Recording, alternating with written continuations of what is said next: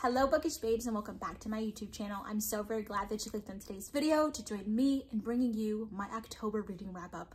I'm so excited because I read so many books this month and I just want to talk to you guys about them. So without further ado, let's jump straight into today's video. Before we get started, I want to show you my avocado plant. Look at it. I cannot believe, I don't even remember when I put this into dirt, maybe like a month ago. Month and a half maybe, but finally it's super tall now. And then across like the little edges, I don't know if you're gonna be able to see too much, but yeah, you see the little leaves are starting to sprout outside. And then now at the top, if it'll stop wiggling, we finally got like a little, not a bloom, but you know what I mean, leaves. So I don't know how long these take to actually become an actual tree. I definitely feel like I have some more years on my hand nurturing and mothering that sweet plant, but I'm super excited that it has gotten to the point that it is. I definitely thought avocado trees and planting and all that would be a lot harder, but really it wasn't. I soaked the seed, I peeled the brown skin off, and then I stuck it inside of the dirt. And honestly, I think within maybe a week or two, it cracked open and then there goes a little sprout. So I'm really happy that it is like that. I can't wait to see how it'll look next year this time. But to dive into the books, I have 11 books here and I'm missing one of them, and that is the audiobook of The Wicked King by Holly Black. That was one of the books that I read this month or listened to, and I really liked it. I gave it 4 stars. I didn't like it as much as The Cruel Prince.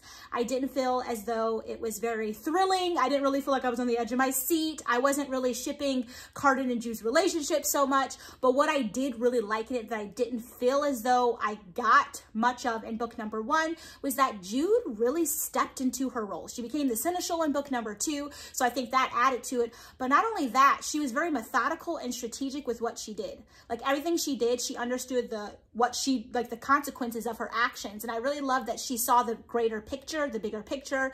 She wasn't afraid to take chances and take risks and do things that she knew was best for the people in the long run, which you saw towards the end of book 1. And so I really just loved how her character developed and how she really just got a backbone for herself. She definitely was left high and dry at the end of book number 1, and then going into book number 2, it's like she really just had to pull herself up out of the gutter. And so I really do like that.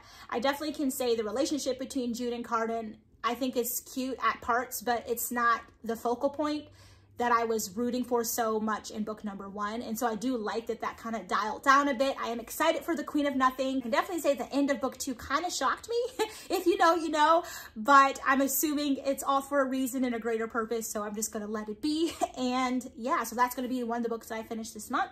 Then I'm going to go into one book that I started and accidentally kind of spoiled something for myself that I felt like was kind of crucial. I was looking online for something super specific and came across an article and read a little bit too much and nearly spoiled this book and possibly the next one. I feel like more like this book, and that is The Crown of Magic by Sarah J. Maas. And so I stopped reading it only to wait until December.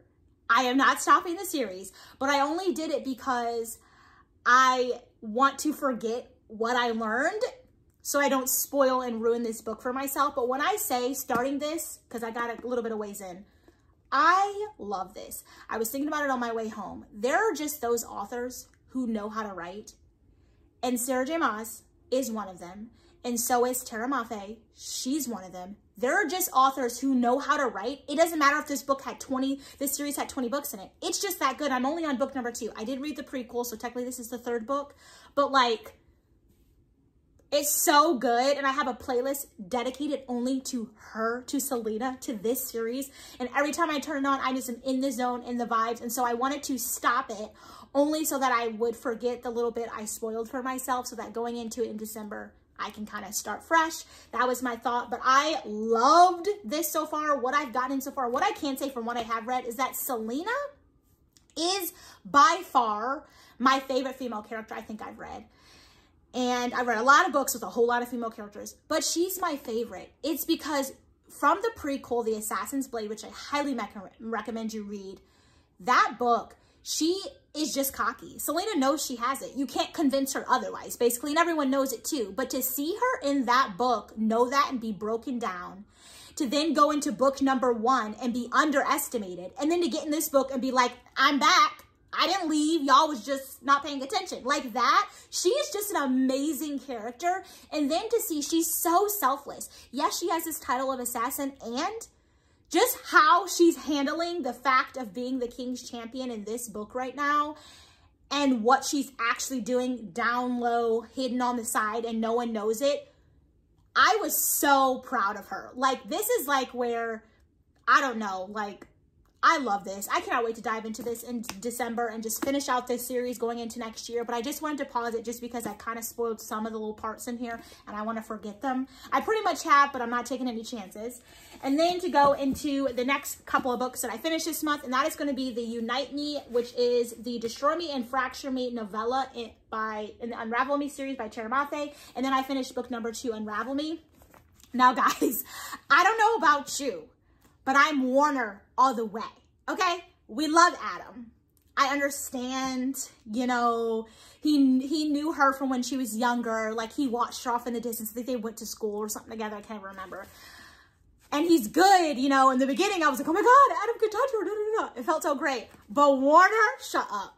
Shut up. Shut up. You cannot convince me otherwise. I have a strong feeling that it's her and Warner to the very end. And I just really hope that it is. I love him. And I don't know what it is about a like broken man, but the way she writes him in this book, it's just, he deserves the literal world. I know he's done a lot of terrible things, but it's just like, my heart goes out to him in such a strong way. But then you think of Adam, and he's gone through a lot too, but it's like, I don't know, he has his brother James, I don't know, and Kenji, I don't know, so why I feel just different about the two, but Warner holds such a special place in my heart. Like, this book, I was teary-eyed, you guys.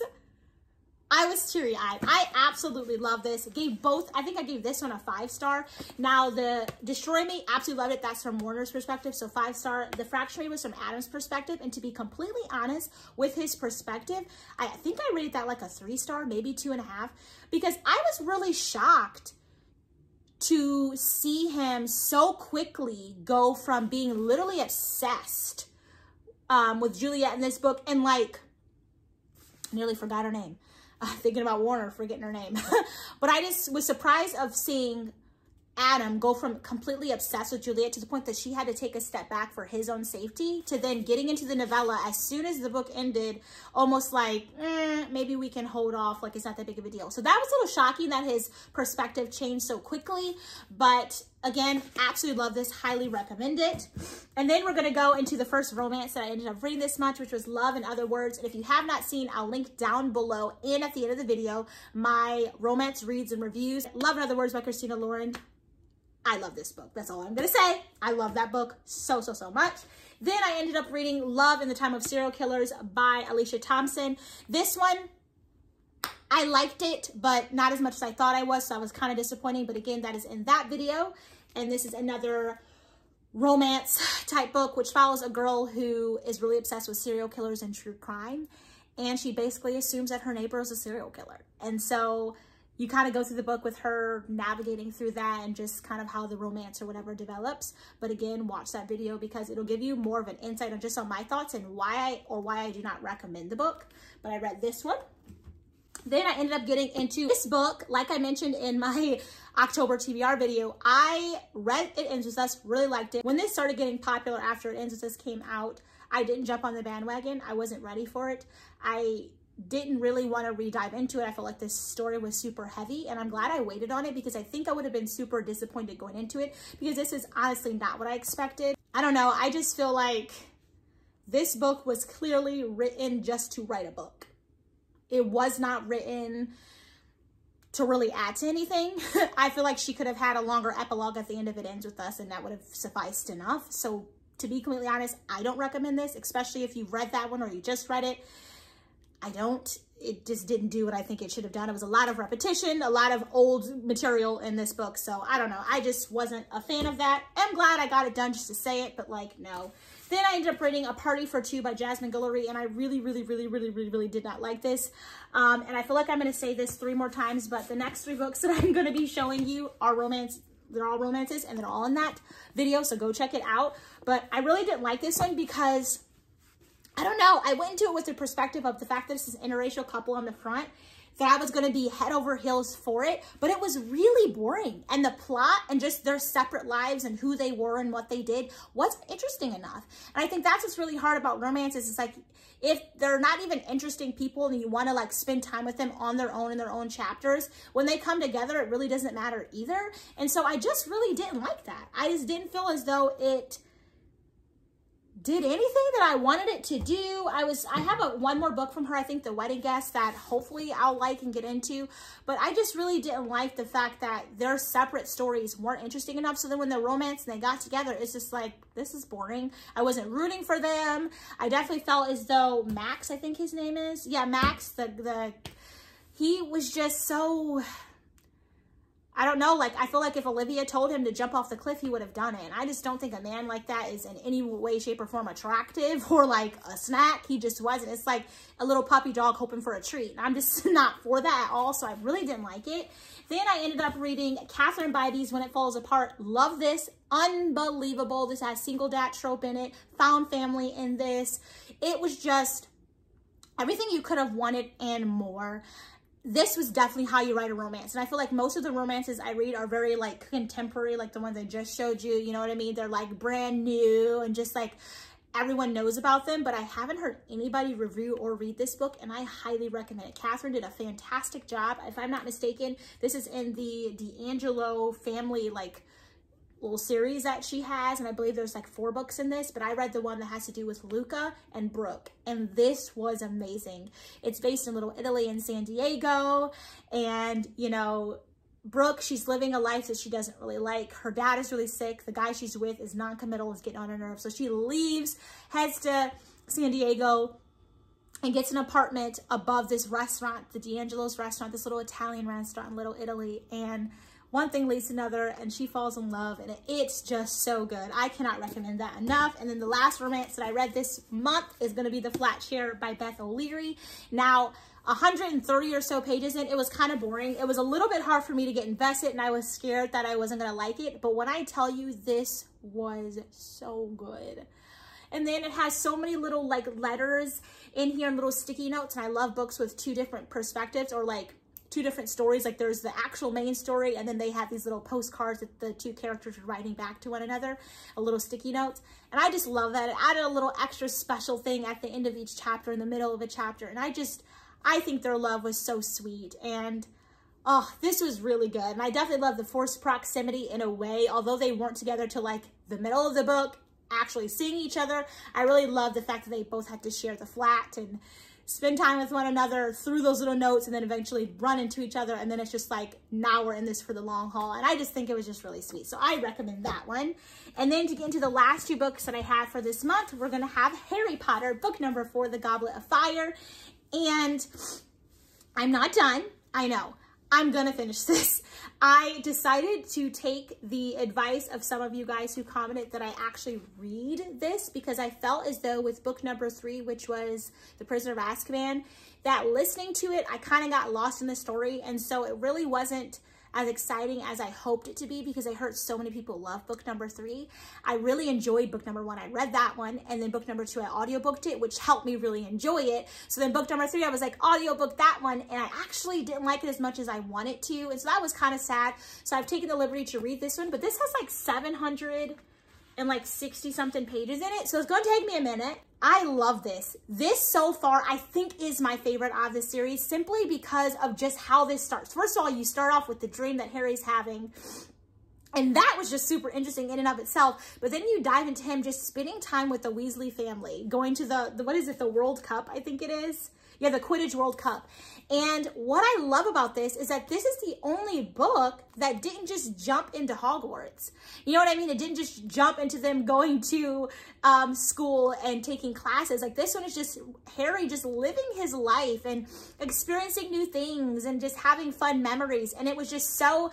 There was so much imagery. You could see so much. Like, I can just see where they're all camping out in the tents, and then they're at the World Cup, and then, you know, you can just see it all. And I think that is just drawing me in. And so I am savoring it a little bit. And then definitely reading it yourself, and then, you know, reading out loud and giving some of the characters accents just definitely adds to it too. So it is taking me a little longer, but I love this. This is probably going to be my favorite book out of the series. The last book that I had on my October TBR that I did not end up getting into was Ordinary Monsters by J.M. Miro. I think I got to page 16. So, I mean, I got into it, page 16. But to be honest, the writing style is a little bit hard for me to follow.